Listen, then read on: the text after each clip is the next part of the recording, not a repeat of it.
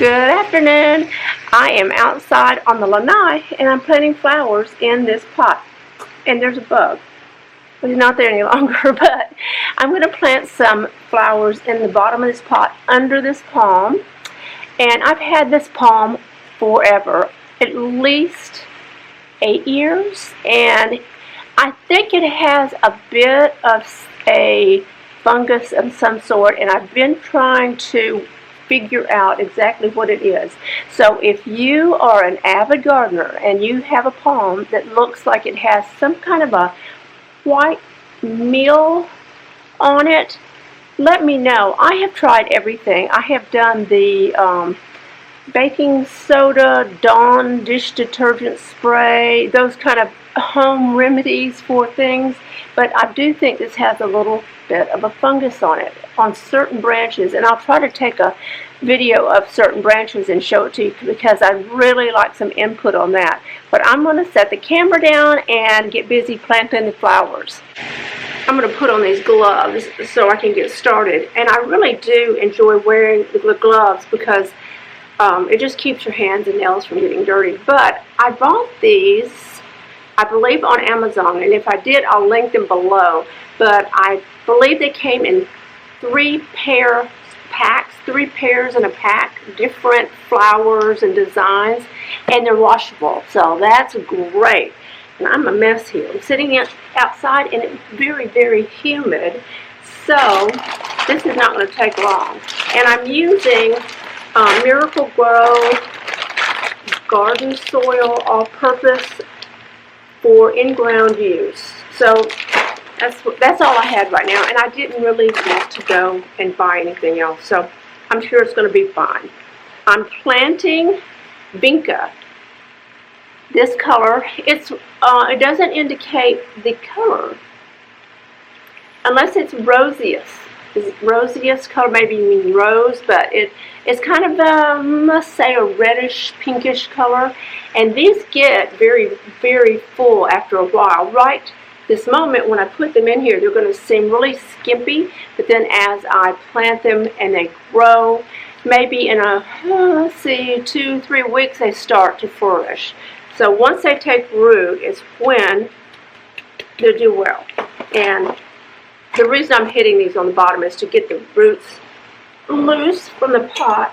But what I do is loosen up this soil. I had other flowers in here, and they died off because these are seasonal flowers. These, well, vinca are annuals. So they work here. I know it's hard to explain. They work here almost year-round, I would say, but I'm not sure they do in other parts of the country. We're in zone 10A, so you might look to see what gardening zone you're in. But 10A, you can grow things most of the year. And so I'm planting vinca. They're my favorite to plant. I plant impatiens sometimes, just depending on what's available. So what I'm going to do is take this tool, which you can see has been used to death. Look at this. It's disgusting looking, but it works. And I just dig a hole of maybe, let's say, 3 or 4 inches deep, because you can see the roots probably all the way down to the bottom. You can actually see the roots coming out of the bottom of this. So I don't want to break the stems or break the roots, and so I just hit them on the bottom and shake them out. And yes, these are very root bound. I got them at a garden center, but it's a garden center that I trust. They do water their plants every day and take care of everything. It's not like some of the huge home improvement centers where they get in a truckload of flowers and they don't water them, and when you buy them you don't know if you can trust the fact that they're going to even live. So as you can see, I'm planting these around, and I'm only going to plant 6 because this flowering area will get this large. It'll have multiple flowers on it. As a matter of fact, you might be able to see there's buds already on it. So I am going to go around this, and I think I'm hearing a helicopter, and if we do, then it's going to get pretty loud because the last few weeks we have had wildfires in the area. And what they do is come in with a helicopter with a bucket, and they will get water out of the lake behind this house. And they come multiple times. One day they must have come behind the house 12 or 14 times to get water to drop farther down the way on the fire. It's brush fires. This time of year it's very humid, but the underbrush is very dry, and so it doesn't take anything to have a wildfire.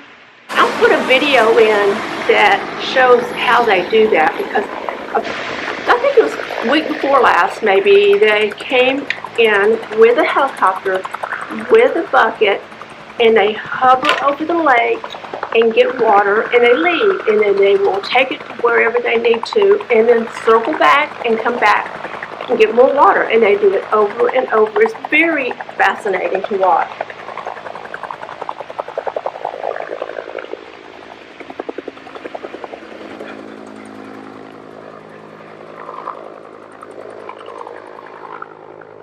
Scoot up just a bit so I can get a little bit deeper in here.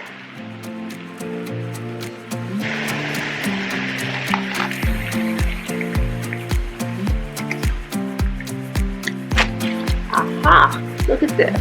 Came off the palm. Maybe that will help.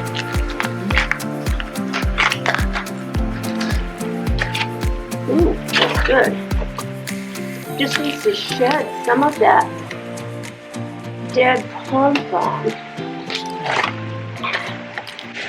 But I would really like to know if you know what this fungus is and what I should do about it. I'm saying it's a fungus. It might be something else. I don't think it's bugs, though.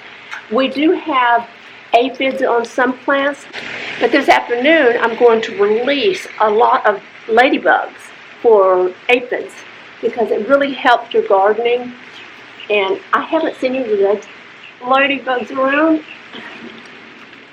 Okay, we're halfway through.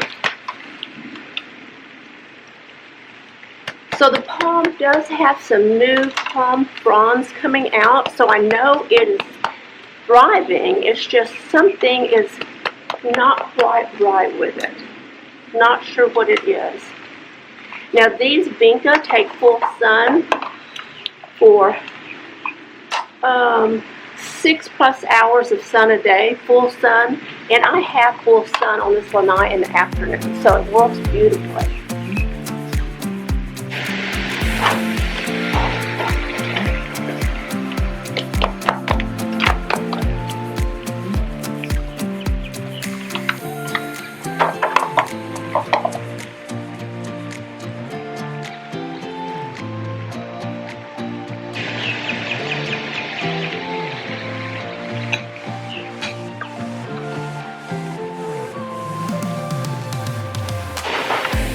Okay, last one.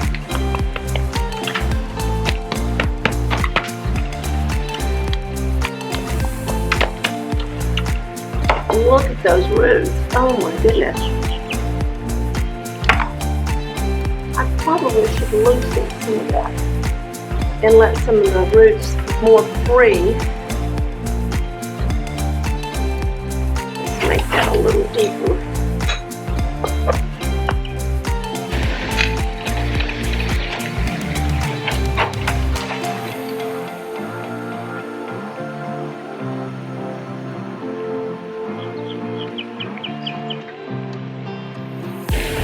Okay, I'm going to cut off this one piece of branch that didn't want to come off on its own.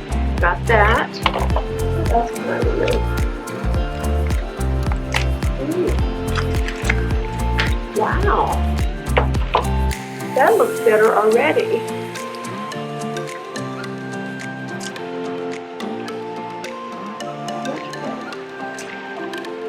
Like that. Here's this flower.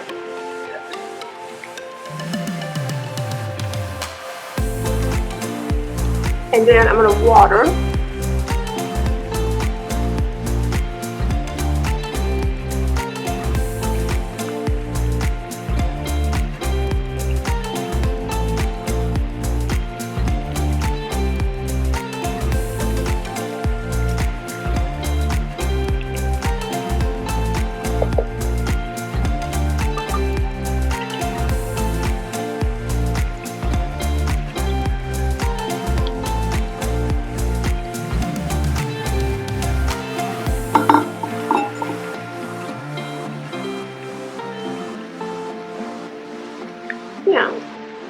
That looks better already. Look at this.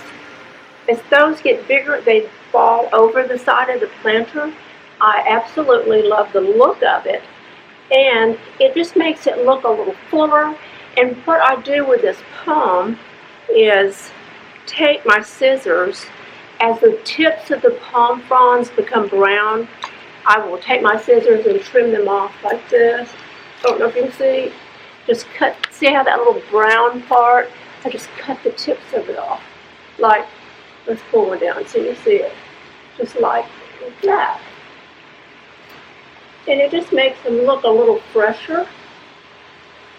So if you're an avid gardener, or not even an avid gardener, if you just like to putter like I do, these are things that I do when I am not on camera. I just trim palms and enjoy my yard and enjoy my life. And I hope you can do the same.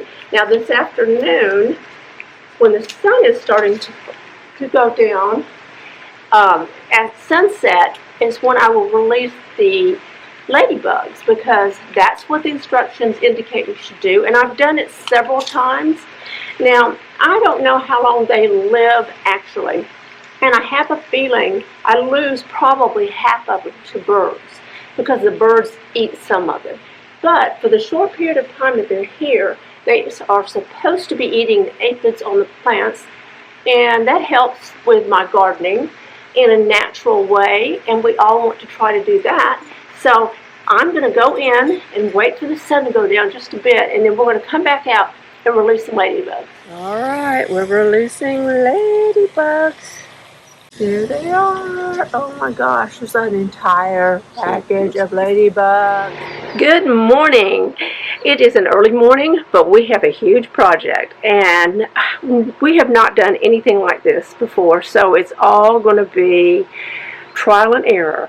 We have wild turkeys who decide they want to peck at our glass doors constantly. They'll do it all day long. They are relentless. The problem lies in that the turkeys were here first, and we've decided that we're going to live on their turf, and we've tried to come up with the most humane way to settle the problem for both us and the turkeys. And so what we have decided to do is remove the glare from the glass so the turkeys don't see the reflection and think it's a friend of theirs. So we are going to etch the glass.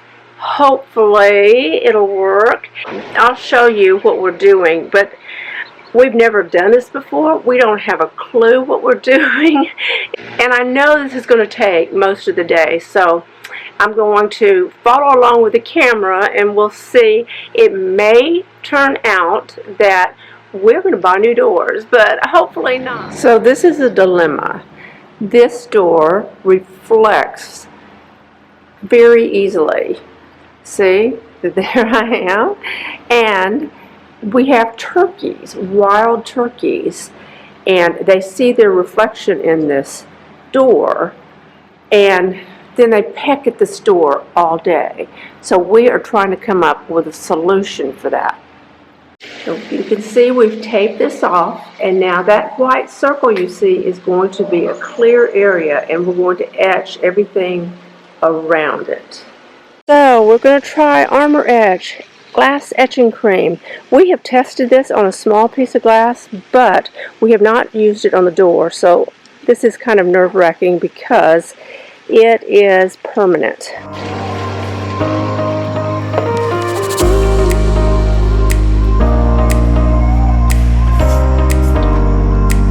The Armor Etch is doing its magic. We're going to leave it on for probably 15 minutes. I'll update you on that.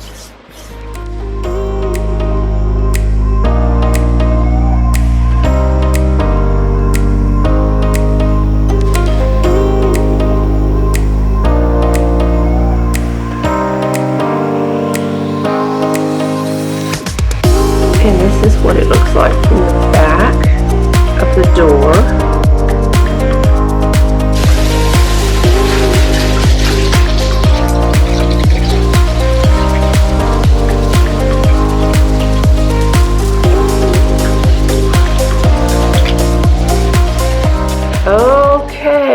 look, we have finished rinsing and it's drying. And you can see there are some areas that are left with a reflection that did not take. So we're going to go back and do a second coat and smooth that out.